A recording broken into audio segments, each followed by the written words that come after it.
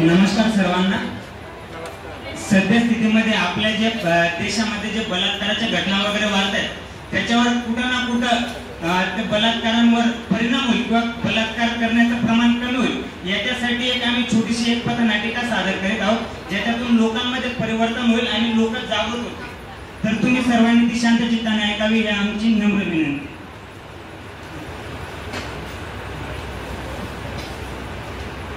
नाटक बघा बिन पैशाचं नाटक बघा, काकाने काकू नाटक बघा, आजीने बाबा नाटक बघा, भाऊनी बहीण नाटक बघा, नाटक बघा नाटक बघा, बिन पैशाचं नाटक बघा.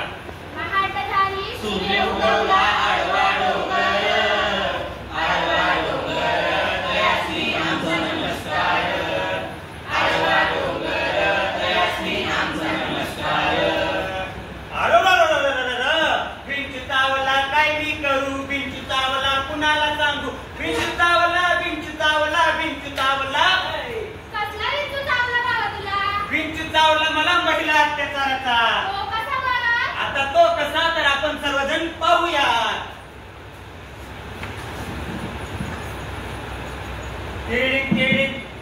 Hello hello madam. हा बोला, कोण बोलताय?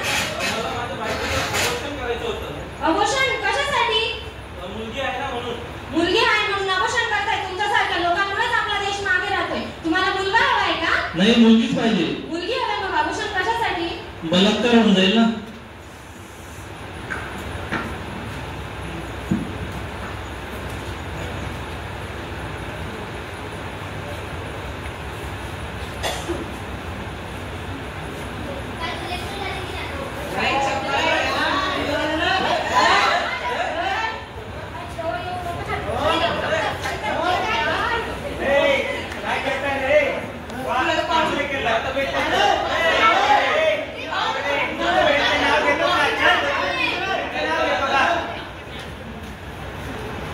बघूया काही दिवसानंतर.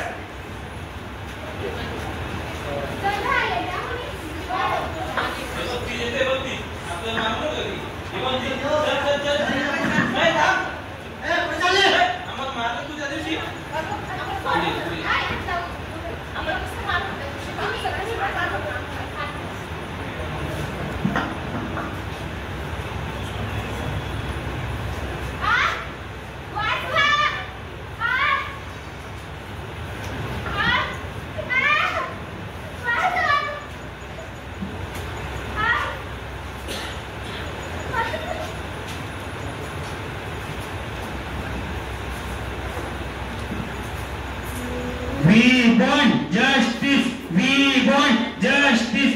We want justice. आता झालेल्या माहितीनुसार 3 नराधमांनी केला एका महिलेवर अत्याचार. आपण बघू शकतो की या ठिकाणी युवकांनी हे प्रकरण खूपच वाजून झालेलं आहे. आपण त्यांना विचारू शकतो, तुम्हाला काय वाटतं सर? फाशी झालीच पाहिजे, झालीच पाहिजे. अपराधींना फाशी झालीच पाहिजे, झालीच पाहिजे. आपण बघू शकतो की यांची जी आहे त्या नराधमांना फाशीची शिक्षा व्हावी. धन्यवाद. अरे यार, एका मुलीवर बलात्कार झाला रे म्हणे. स्टोरी वगैरे लावावी लागेल. थांब, लावून देतो मी स्टोरी. थांब.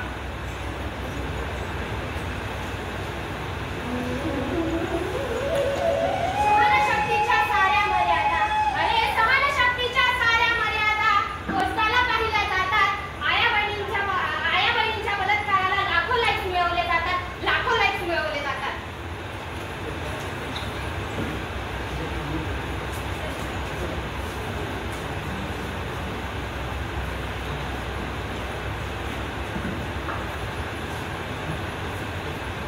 टीव्ही ऑन कर ग.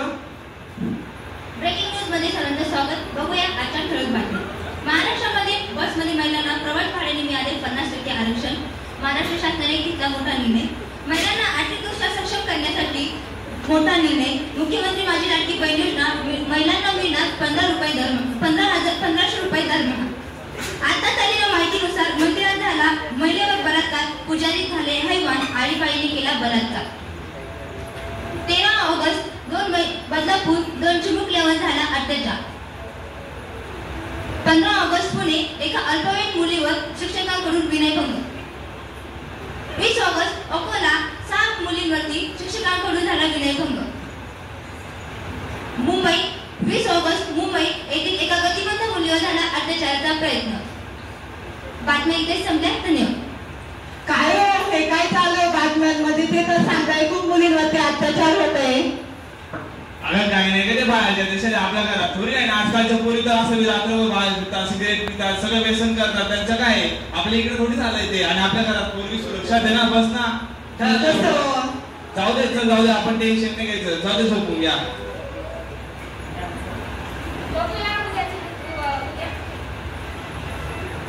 चल बेटा, शाळेत जायचंय ना, चल शाळेत टाइम झालाय.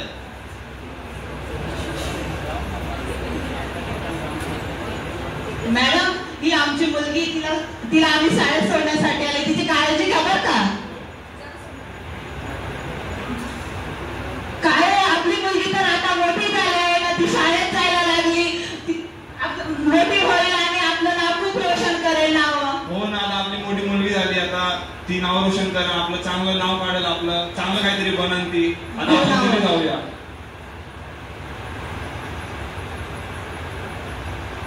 हॅलो, हा सर, बोला ना. हा बोलूया. काय ग बेटा, आलीस तू? हा, कसा गेला तुझा दिवस? काय ग सोने, का बरं तू एवढी नाराज दिसतेस? काय झालं? काय ग बेटा, नाराज आहे तू? मम्मीला सांगतेस का? ठीक आहे, सांग सांग. काय ग बाळा, काय झालं सांग बरं. मम्मी, ते ना माझं ना 2 दिवसापासूनच सुच्या जागेवर ना मुंग्या सारखं होतंय. कधीपासून होतंय बाळा? 2 दिवसापासून होतंय मम्मी.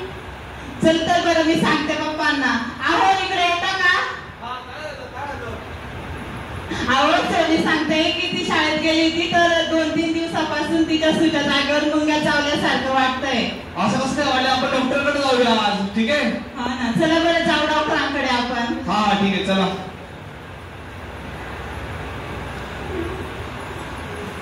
तुम्ही जाऊन या आतमध्ये, ठीक आहे? हो, मी चालेल. इकडे बाहेर थांबतो. आणि मॅडम, ही आमची मुलगी आहे. ती शाळेत गेली होती तर ती तिकडे येऊन सांगते की मला मम्मी 4-5 दिवसापासून, 2-3 दिवसापासून असं होते की सुच्या जागेवरती मुंग्या चावल्यासारखं वाटतंय. चेक करा बरं.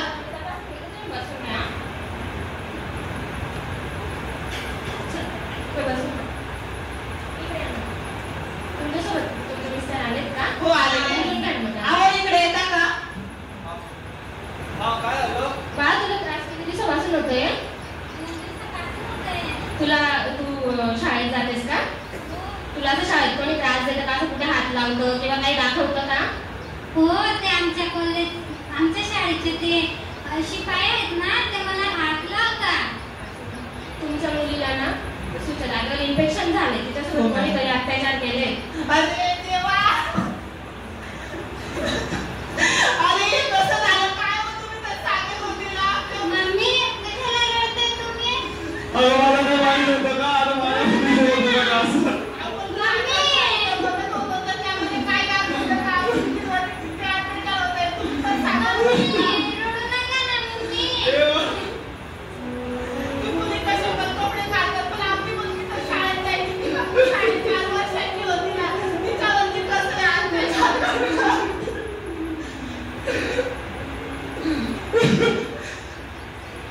आता कसं होईल बरं आमच्या मुलीचं?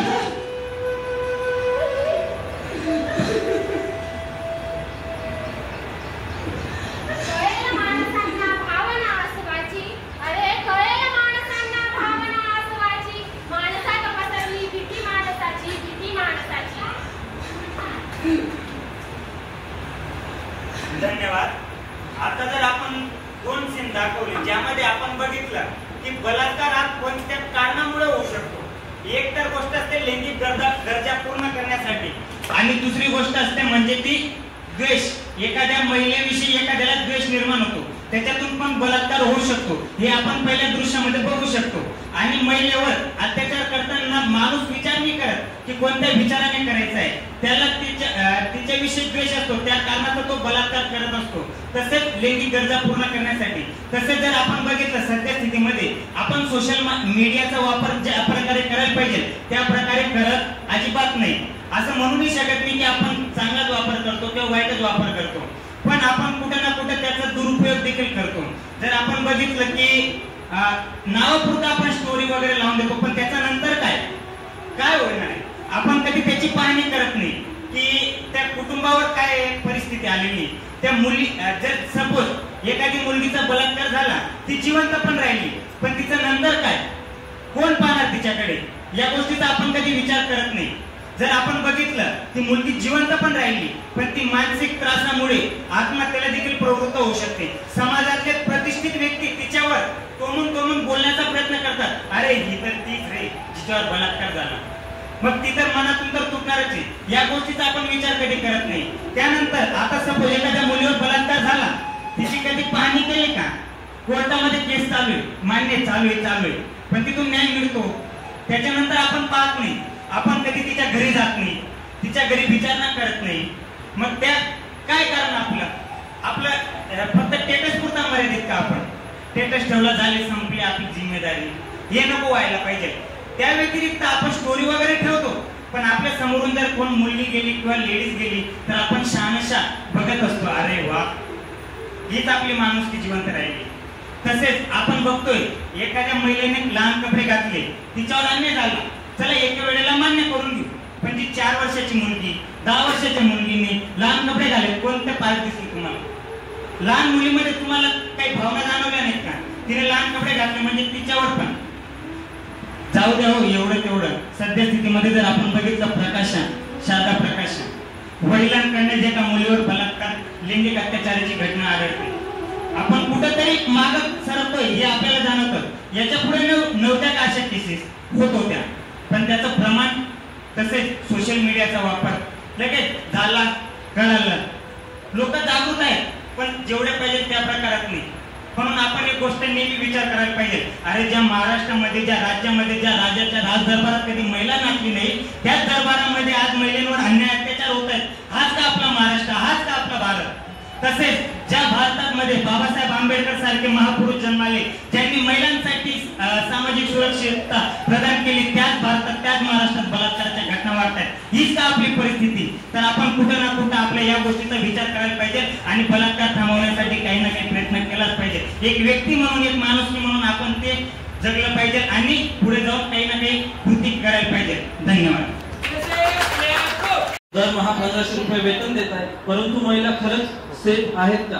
आणि आमच्या आया, बहिणी, बंधू, भगिनी हे सगळं सहन करतात की आम्हाला प्रशासन मदत करतंय, आर्थिकदृष्ट्या सबळ करतंय, परंतु त्यावर होतंय का? महिला आर्थिकदृष्ट्या सक्षम होते का? सक्षम होत असेल, पण ती तेवढी सेफ आहे का? आमच्या आई बहिणीवर मंदिरातच बलात्कार होतोय. मंदिरात लोक धार्मिकतेने जातात, तिथलेच पुजारी हे मानवतावादी नसून महिलांवर बलात्कार करताय, असे निर्घृण प्रकरण करताय. त्याच प्रकारे शाळा हे विद्येचं मंदिर मानलं जातं, त्याच्यात 4 ते 4.5 वर्षाच्या मुलीवर बलात्कार घडतोय. हे खरंच योग्य आहे का हे विचार करायला आपण भाग पडलं पाहिजे. या समाजात महिलांना तेवढं आरक्षण दिलं जातंय, परंतु महिला सेफ आहे का हा प्रश्न परत उपस्थित होतोय आणि त्या प्रश्नावर कोणीही विचार करताना आपल्याला दिसत नाही. एखाद्या महिलेवर अत्याचार होतोय, बलात्कार होतोय, त्या महिलेला आपण कोणत्या दृष्टिकोनातून पाहतोय? त्या महिलेला समाजात मान उंचावून पाहण्याची देखील ताकद राहत नाही. ती तिच्या मैत्रिणीसोबत व्यवस्थितपणे बोलू शकत नाही, तिच्या परिवारासोबत, कुटुंबासोबत व्यवस्थितपणे बोलू शकत नाही. तिच्यावर अत्याचार घडतो हे जर तिने सांगितलं, तिचे घरचेच तिला सांगतात की तुझ्यापर्यंत ठेव, शांतता घे, हे बाहेर गेलं तर तुझ्या इज्जतीला डाग लागेल, तुझ्यासोबत कुणी लग्न करणार नाही, तुझ्याकडे समाजाचा पाहण्याचा दृष्टिकोन बदलेल आणि हे सगळं प्रकरण घरच्या घरी दाखवलं जातं. हे खरंच योग्य आहे का? हे प्रश्न आपल्याला ज्या मुलीवर अत्याचार होत आहे त्यांच्या आईवडिलांना आणि समाजातील सगळ्या नागरिकांना उपस्थित झाले पाहिजेत. सरकार, प्रशासन, शासनाने यावर उपाययोजना आणली पाहिजेत. जो व्यक्ती जे नराधम महिलांवर अत्याचार करतायत त्यांना काटेकोरपणे कळीकोट शिक्षा होत आहे का? त्यांना फक्त 14 दिवसाची न्यायालयीन कोठडी किंवा इतरत्र 1 महिन्यासाठी तुरुंगवास ह्या प्रकारची शिक्षा न होता मोठी कारवाई केली पाहिजे, दंडात्मक कारवाई केली पाहिजे. त्यांना फाशीची शिक्षा कशा प्रकारे सुनावली यावर काहीतरी उपाययोजना केली पाहिजे. छत्रपती शिवाजी महाराजांनी त्यांच्या दरबारात कधी स्त्रियांना नाचवलं नाही. त्यांनी स्त्रियांना जो आदर सन्मान दिला, आपण छत्रपती शिवाजी महाराजांचा वारसा पुढे घेऊन चाललोय, तो खरंच घेऊन चाललोय का, हा देखील प्रश्न आपल्याला उपस्थित झाला पाहिजे. त्यांनी अशा नरधमांसाठी 4 चौकामध्ये चौरंग लावला होता आणि आपण काय करतोय? आपल्याकडे कोलकाताची घटना घडली, त्या इसमाला अजूनपर्यंत शिक्षा झालेली नाही, त्याला फक्त अटक केलेली आहे. तर याच्यावर काहीतरी उपाययोजना झाली पाहिजे. त्यामुळे आपण सगळ्यांनी यामध्ये सहभाग घेतला पाहिजे. नुकतंच ऐकून सोडून देणं इतकी एवढी छोटी ही घटना नाही, ही घटना खूप मोठी आहे. आज इतरांवर झालेली आहे, उद्या आपल्या आई, आपली बहीण, आपली मुलगी, आपल्या आजूबाजूच्या परिसरातील मुलींवर, आया बहिणींवर ही परिस्थिती उद्भवू शकते. तेव्हाही आपण शांत बसू का? तर आमच्या पथनाट्य सादरीकेतून तुम्हाला या प्रश्नांची उपस्थिती होत असेल तर आपल्यात माणुसकी अजून शिल्लक आहे. तर या गोष्टीचा विचार करा आणि आम्ही थांबतो. धन्यवाद. सामाजिक क्रूरता का आपल्या देशातल्या महिला स्वतःला सुरक्षित म्हणू शकत नाही, यावर आपण समाज कार्यकर्ता म्हणून एक विचार केला पाहिजे. हीच आमची अपेक्षा आहे. धन्यवाद.